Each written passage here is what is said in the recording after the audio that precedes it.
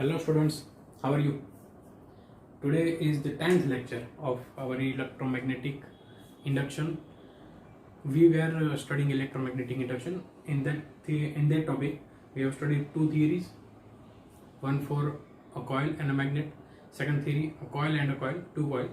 And today we are going to discuss some basic fundas of electromagnetic induction and Fleming's right hand rule. ठीक है, हमने Fleming's left hand rule पढ़ा है, अब Fleming's right hand rule पढ़ेंगे। Generator की theory start करने से पहले मैं ऐसा मानता हूँ कि आप लोगों को जनरेटर में जो भी प्रिंसिपल्स आते हैं, जो फंडाज आते हैं, ठीक है, वो सारे क्लियर करवा दो ताकि जनरेटर की थियरी समझने में आप लोगों को कोई दिक्कत नहीं आए। ठीक है, तो पिछली बार हमने जो थियरी पढ़ी थी कि how a current can be produced in a coil, जो दो थीरीज थी उसमें करंट प्रोड्यूस हुआ था अ कॉइल में, है ना, बिना किसी बैटरी के। तो वो करंट को हम इंक्रीज कैसे कर सकते हैं? How can we increase that current in that is induced in that coil? तो उसको बढ़ा कैसे सकते हैं, उसकी एक थीरी है, ये थीरी पढ़ेंगे। उसके बाद एक बेसिक थीरी है जो फ्लेमिंग का राइट हैंड रूल समझने में यूजफुल है, वो पढ़ेंगे। उसके बाद फ्लेमिंग्स राइट हैंड रूल पढ़ेंगे। ठीक है, तो इतना इस चैप्टर में, इस लेक्चर में कवर करेंगे। देखते हैं first theory, explain different ways to induce current in a coil. कैसे, क्या तरीके हैं जिससे हम कॉइल में करंट इंड्यूस कर सकते हैं। फर्स्ट पॉइंट इज, आपने थ्योरी पढ़ी हुई वो याद करो कि क्या किया था, क्या प्रोसीजर थी और क्या फंडास थे, कौन से प्रिंसिपल के बेस पे करंट इंड्यूस हुआ था। तो उसके बेस पे कि अगर हम कॉइल और मैग्नेट दोनों में से अगर कॉइल को मूव करते हैं तो भी करंट इंड्यूस होता है, मैग्नेट को मूव करते हैं तो भी करंट इंड्यूस होता है। तो फर्स्ट पॉइंट वही है, a current can be induced in a coil by moving a magnet towards और away from a coil, by moving a magnet towards और अवे फ्रॉम अ कॉइल। ठीक है, और मूविंग अ कॉइल टुवर्ड्स और away from a magnet, या तो फिर magnet को टुवर्ड्स और मूव अवे करो, या तो फिर कॉइल को टुवर्ड्स और मूव अवे करो। ठीक है, तो ये चार वेज है, 1 2 3 4। ठीक है, तो वो चारों पॉइंट लिखे हैं कि moving a coil, moving a magnet towards और अवे फ्रॉम अ कॉइल, और मूविंग अ कॉइल टुवर्ड्स और अवे फ्रॉम अ मैग्नेट। तो ये फर्स्ट पॉइंट हुआ। दूसरा, bye changing a current in a secondary coil near it, जो दूसरी theory थी दो कॉइल वाली, उसमें से जो सोलेनॉइड वाली कॉइल थी सेकेंडरी कॉइल, उसमें हम करंट इंक्रीज या डिक्रीज करते हैं। तो by changing a current we can change the magnetic field around this secondary coil, and that secondary coil's magnetic field related to this coil, मतलब primary coil, उसके साथ जो मैग्नेटिक फील्ड है वो भी चेंज होगा। तो by changing a magnetic field due to the changing in current we can also produce a current in primary coil. So वही पॉइंट है, by changing the current in a secondary coil placed near it। ठीक है, इतना ही लिखना है। तीसरा, a current also can be induced by moving a coil properly in non-uniform magnetic field or by changing magnetic fields around the coil। कुछ समझ में आया नहीं? ठीक है, चलिए, करंट इंड्यूस होने के लिए क्या है, बेसिक क्या है, मतलब कैसे करंट इंड्यूस होता है? Bye changing a magnetic field. ठीक है, किसी भी कॉइल के साथ रिलेटेड मैग्नेटिक फील्ड चेंज होता है तो उसमें करंट इंड्यूस होता है। ठीक है, अब हम मैग्नेटिक फील्ड कैसे भी चेंज करें, हाउएवर कोई भी तरीका है जिससे हम मैग्नेटिक फील्ड उसके साथ रिलेटेड है वो चेंज कर सकते हैं तो कॉइल में करंट इंड्यूस होगा। ठीक है, मान लीजिए कि ये नॉन यूनिफॉर्म मैग्नेटिक फील्ड है। ठीक है, this are magnetic field lines, यहाँ पे तो magnetic field lines are far away, so यहाँ पे मैग्नेटिक फील्ड कम होगा। The magnetic field lines are closer, nearer to each other, so यहाँ पे मैग्नेटिक फील्ड ज्यादा होगा, स्ट्रॉन्गर होगा। मान लीजिए कि ये कॉइल है और इसको मैं इस डायरेक्शन में मूव करता हूँ। ठीक है, तो यहाँ पे मैग्नेटिक फील्ड लो है और वीकर है, and if I am moving this coil into this direction, मान लीजिए कि from A to B, as we move from A to B, the magnetic field gets stronger and stronger. So if I am moving this coil in this direction, the magnetic field related to this coil will change। मान लीजिए कि यहाँ पे 5 है और यहाँ पे 10 है, मैग्नेटिक फील्ड की इंटेंसिटी मान लीजिए कि यहाँ पे 5 है, यहाँ पे 10 है, तो जैसे ही हम यहाँ पे मूव करते हैं A to B, so magnetic field will increase related to this coil. So increase हो या डिक्रीज हो, मैग्नेटिक फील्ड चेंज तो हो रहा है ना, तो जैसे मैग्नेटिक फील्ड चेंज होगा इसमें करंट इंड्यूस होगा, है ना। तो यही पॉइंट है। तो एक पॉइंट ये है। दूसरा पॉइंट कि मान लीजिए कि ये एक कॉइल है और उसके साथ कोई मैग्नेटिक फील्ड रिलेट कर रहा है, ठीक है। मान लीजिए कि ये मैग्नेटिक फील्ड रिलेट कर रहा है, somehow if we increase or decrease this magnetic field related to this coil, then we can produce a current in this coil। Coil चाहे स्टेशनरी हो लेकिन उसके साथ रिलेटेड, उसके साथ एक्सेसिबल जो मैग्नेटिक फील्ड है उसको हम somehow इंक्रीज या डिक्रीज कर सकते हैं, then we can induce a current in this coil, ठीक है। तो ये 2 पॉइंट है, दोनों पॉइंट इसमें लिखा है, यहाँ पे और है, तो ये पहला वाला ये पॉइंट, दूसरा वाला ये पॉइंट, समझ लीजिए। Current also can be induced in coil by moving properly in non uniform magnetic field. This is non uniform magnetic, यहाँ पे कम है, यहाँ पे ज्यादा है, so this is your non uniform. अगर 5 का 5 ही रहता है यहाँ पे, so this can be said as uniform magnetic field, लेकिन ऐसा नहीं है, यहाँ पे 10 हो रहा है, so it is non uniform. So if we move this coil properly in non-uniform magnetic field, then we can induce the current in this coil, or by changing a magnetic field surround the coil। magnetic coil के surround में जो magnetic field है उसको change करते हैं तो भी इसमें करंट इंड्यूस होगा, ठीक है। तो ये तीसरा पॉइंट। चौथा point, by rotating a coil in magnetic field or by rotating magnet placed around a coil. अगर एक कॉइल है, मान लीजिए कि एक रेक्टेंगुलर कॉइल है, रेक्टेंगुलर, और उसको मैग्नेटिक फील्ड के बीच में रखा है, अगर हम इस कॉइल को मूव करते हैं तो भी इस कॉइल में मैग्नेटिक फील्ड प्रोड्यूस होगा, या तो फिर हम मैग्नेट को चेंज कर दें, मैग्नेट को चेंज कर दें, मैग्नेट को चेंज कर दे तो क्या होगा, मैग्नेटिक फील्ड भी रिवर्स डायरेक्शन में हो जाएगा, है ना। तो दोनों तरीके से हम इस कॉइल में करंट इंड्यूस कर सकते हैं। पहला वे कौन सा, moving a coil in a magnetic field, और दूसरा moving a magnets around the coil, ठीक है। तो ये दोनों पॉइंट है इसमें, by rotating a coil in magnetic field और by rotating a magnet placed around a coil, ठीक है। तो ये 4 पॉइंट है जिससे कि हम कॉइल में करंट इंड्यूस कर सकते हैं, ठीक है। 4 पॉइंट समझ में आ गए, बहुत ही अहम है, टेक्स्ट बुक का सवाल है, ठीक है। तो ये हमने पढ़ लिया। तो ये 4 पॉइंट याद रखना। How can we induce a current in the coil, 4 ways to go। And the next theory, next question जो कि मैंने बनाया है, टेक्स्ट बुक में शायद नहीं है, लेकिन कंसेप्ट समझने के लिए ये वाली एक्टिविटी बहुत ही अहम है, इंपॉर्टेंट है। क्या है एक्टिविटी में, सवाल पहले देख लेते हैं। Describe an activity to induce a current in a conductor, not a coil, in a conductor placed in magnetic field. Magnetic field के बीच में अगर कोई कंडक्टर वायर रखा है, स्ट्रेट कंडक्टर वायर, ठीक है, तो उसमें करंट कैसे इंड्यूस होता है वो हमें देखना है। तो एक्टिविटी में क्या है पहले समझा देता हूँ। एन है, एस है, मतलब 2 सेपरेटेड मैग्नेट्स, मैग्नेटिक पोल, यहाँ पे एन है, यहाँ पे एस है। So magnetic field obviously will be from N to S, मतलब दिस इन दिस डायरेक्शन, ठीक है, एन टू एस, ये डायरेक्शन में मैग्नेटिक फील्ड है। Now a conductor wire A B placed in a magnetic field such that conductor will be perpendicular to the magnetic field। मतलब मान लीजिए कि field ऐसे है तो कंडक्टर वायर को इस तरीके से रखा है, मतलब perpendicular to the plane of paper, ठीक है। आपके और बोर्ड के बीच में ऐसे रखा है और magnetic field is like this, ठीक है। तो इस तरीके से रखा है, मैंने दिखाया है इस तरह लेकिन है इस तरह, ठीक है। तो इस तरीके से वायर को रखा है।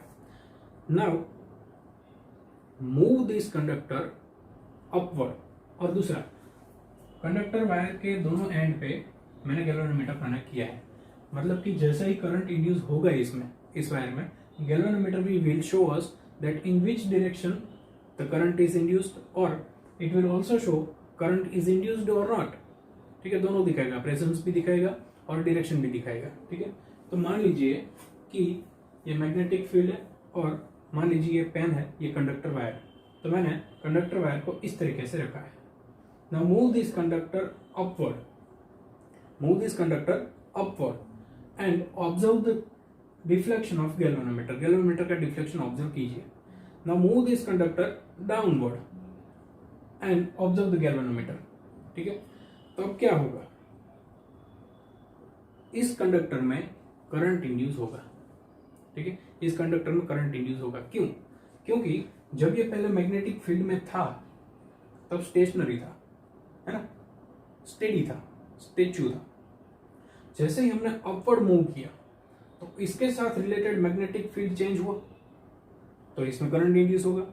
जब हमने डाउनवर्ड मूव किया फिर भी डाउनवर्ड किया तो भी इसके साथ रिलेटेड मैग्नेटिक फील्ड चेंज हुआ. तो जब भी कॉइल और कंडक्टर के साथ रिलेटेड मैग्नेटिक फील्ड चेंज होता है तो उसमें करंट इंड्यूस होता है, हम सब जानते हैं. ठीक है, तो जैसे हम अपवर्ड या डाउनवर्ड मूव करते हैं तो इसमें करंट इंड्यूस होगा. किस तरीके से होगा? According to the Fleming's right hand rule. According to the Fleming's right hand rule. ठीक है, तो क्या कहता है फ्लेमिंग्स राइट हैंड रूल, वो पहले समझ लेते हैं, क्योंकि उसी के ऊपर से हम डायरेक्शन फाइंड कर सकते हैं करंट की. We don't know current induced in this direction और this direction. So to understand the direction, we have to understand the Fleming's right hand rule. क्या कहता है Fleming's right hand rule? देखिए, right hand लेने का, right hand, first finger is in the direction of magnetic field. ठीक है, अगर चाहे तो आप इस फिंगर पे लिख सकते हैं कि यहाँ पे है फील्ड. ठीक है, ये उंगली पे ही लिख दो कि यहाँ पे फील्ड है. Thumb should be in the direction of movement or motion. हम किस डायरेक्शन में मूवमेंट कर रहे हैं, अपवर्ड डायरेक्शन या डाउनवर्ड डायरेक्शन? अगर अपवर्ड डायरेक्शन में मूव कर रहे हैं, कंडक्टर को अपवर्ड डायरेक्शन में मूव कर रहे हैं, so thumb should be in the direction of movement और मोशन. ठीक है, so the second finger will give you the direction of induced current. Second finger की डायरेक्शन जो है उस डायरेक्शन में करंट इंड्यूस होगा. समझ में आ गया? फिर से एक बार, first finger is in the direction of magnetic field, thumb should be in the direction of motion, so second finger will give you the direction of induced current. ठीक है, चलिए अभी इसका किस्सा लेते हैं. फर्स्टली हम किस डायरेक्शन में मूव कर रहे हैं कंडक्टर को, अपवर्ड डायरेक्शन में. सो राइट हैंड लीजिए. First finger is in the direction of magnetic field, thumb should be in the direction of movement. Movement कहाँ पे हो रहा है, अपवर्ड डायरेक्शन. सो थंब को अपवर्ड डायरेक्शन में रखिए. So second finger will give you the direction of current induced in the conductor. So कहाँ पे है second finger, in this direction, मतलब from your direction to board direction, your direction to board direction. So इस direction में current induce होगा, मतलब कि current will induced in this direction, मतलब ए टू बी. मान लीजिए कि ए आपकी तरफ है, बी बॉड की तरफ है. ए मतलब आप, बी मतलब बॉड, है ना. ए मतलब आप लोग, बी मतलब बॉड लोग. तो current induced in A to B मतलब ए टू बी, इस डायरेक्शन में, अंदर की डायरेक्शन में इंड्यूस होगा. तो करंट कैसे पास होगा, देखिए यहां से इस डायरेक्शन में. So galvanometer will show the deflection in left direction. Firstly जब हम अपवर्ड मूव करते हैं तो galvanometer show deflection in left direction. Okay, अब इसको डाउनवर्ड मूव करते हैं. सो फिर से राइट हैंड लीजिए. First finger is in the direction of magnetic field, second finger thumb is in the direction of movement. Movement कहाँ पे हो रहा है, डाउनवर्ड. सो थंब को डाउनवर्ड रखिए. So second finger will give you the direction of induced current. So अब current कौन सी direction में इंड्यूस होगा, आपकी डायरेक्शन में, मतलब फ्रॉम बॉड टू योर डायरेक्शन, मतलब बी टू ए डायरेक्शन, है ना. सो करंट की डायरेक्शन देखिए चेंज हो गई, पहले ए टू बी थी, अब बी टू ए हो गई. So current will induce in this direction, A to B. तो अब देखिए बी टू ए इस डायरेक्शन में जाएगा ना. सो करंट की डायरेक्शन रिवर्स हो गई, है ना. जैसे ही हमने मोशन की डायरेक्शन रिवर्स की, करंट की डायरेक्शन रिवर्स हो गई. ठीक है, तो जब हम अपवर्ड मूव करते हैं तो गैल्वेनोमीटर इस डायरेक्शन में दिखाता है, डाउनवर्ड मूव करते हैं तो इस डायरेक्शन में दिखाता है. अगर हम चालू रखेंगे तो galvanometer will show us like this. जैसे ही हमारी मूवमेंट फास्ट होगी उतना ही करंट ज्यादा प्रोड्यूस होगा. ठीक है, upward, left, downward, right, left right left right left right left right, ऐसा होता रहेगा। समझ रहे हो? तो जैसे ही हमारी मूवमेंट फास्ट होगी, हम स्पीडली मूव करेंगे, उतना ही करंट ज्यादा प्रोड्यूस होगा। ठीक है, तो ये है फ्लेमिंग्स राइट हैंड रूल, इसके अकॉर्डिंग टू ये करंट प्रोड्यूस होता है। ठीक है, लिखना क्या है अगर ये थ्योरी पूछे तो, place a conductor wire inside magnetic field as shown in figure, connect galvanometer with two ends of the wire, two end पे गैल्वेनोमीटर कनेक्ट कीजिए, conductor wire is perpendicular to the magnetic field and so perpendicular to the plane of paper, conductor wire is perpendicular to the magnetic field and so perpendicular to the page of paper, plane of paper. Now move the conductor upward and observe the galvanometer. Move the conductor downward and observe the galvanometer. Observation में लिखना है कि as we move the conductor upward, the current induced in that conductor wire is from A to B and perpendicular to the page of paper, मतलब going inside the paper. As we move downward the conductor, then current is induced in this direction, मतलब outside the paper and perpendicular to the plane of paper, मतलब from B to A. ठीक है, ये observation हमने किया। Conclusion क्या है? Conclusion is that as we move the conductor wire placed in a magnetic field, then the magnetic field related to this wire is changes and so current is produced in the wire. As we reverse the direction of movement, the current will also reverse. ठीक है, जैसे हम movement को reverse करते हैं current भी reverse हो जाता है। ठीक है, तो ये अपना कंक्लूजन किया। मैं चाहता हूँ कि ऑब्जर्वेशन और कंक्लूजन आप लोग अपनी तरीके से लिखें, क्योंकि ये थ्योरी बहुत बेसिक है। ठीक है, इस टाइप की थ्योरी हमने बहुत पढ़ी है। ठीक है, तो ऑब्जर्वेशन भी मैं एक बार फिर से कह देता हूँ। ऑब्जर्वेशन में हमने देखा कि as we move the conductor upward, the current is induced in this conductor from A to B, मतलब कि going inside the paper or going inside the page and perpendicular to the plane of paper. As we move the conductor downward, current induced going outside the paper or coming outside the paper and perpendicular to the page of paper, मतलब कि B to A। ये observation हमने की। Conclusion में, as we move the conductor in a magnetic field, the magnetic field related to this conductor wire changes and so that current is induced in this conductor wire. Second point, conclusion का second point, as we reverse the direction of movement, galvan or current induced in this conductor also get reversed. ठीक है, तो इतना conclusion है। तो Fleming's right hand rule आप लोग समझ गए। तो थ्योरी भी है फ्लेमिंग्स राइट हैंड रूल की, वो क्या है देख लेते हैं एक बार। फ्लेमिंग्स राइट हैंड रूल आपको पूछ सकता है। फ्लेमिंग्स राइट हैंड रूल इस तरीके से फिगर बनाओ, आप चाहे तो हैंड की फिगर भी बना सकते हैं, पेंटिंग बना सकते हैं, कोई दिक्कत नहीं है, लेकिन it is like this. The thumb is in the motion, first finger और fore finger is in the direction of field and second finger will in the direction of current. ठीक है, लिखना क्या है, जैसे ही लेफ्ट हैंड रूल लिखा था वैसे ही राइट हैंड रूल लिखना है। Stretch the thumb, fore finger and second finger of your right hand such that they are perpendicular to each other. ठीक है, तीनों परपेंडिकुलर टू ईच अदर, ये दोनों परपेंडिकुलर है, ये दोनों परपेंडिकुलर है और ये दोनों भी परपेंडिकुलर है। ठीक है, perpendicular to each other. If first finger is in the direction of magnetic field, thumb is in the direction of motion, then of conductor, then second finger will show the direction of induced current in that conductor. ठीक है, बस इतना ही लिखना है। This is known as, यहाँ पे एक point लिख देना, this is known as Fleming's right hand rule. Okay, फिर से एक बार, stretch your thumb, fore finger and second finger of your right hand such that they are perpendicular to each other. If first finger is in the direction of field, thumb is in the direction of motion, then second finger will show you the direction of induced current in the conductor. ठीक है। This is known as Fleming's right hand rule.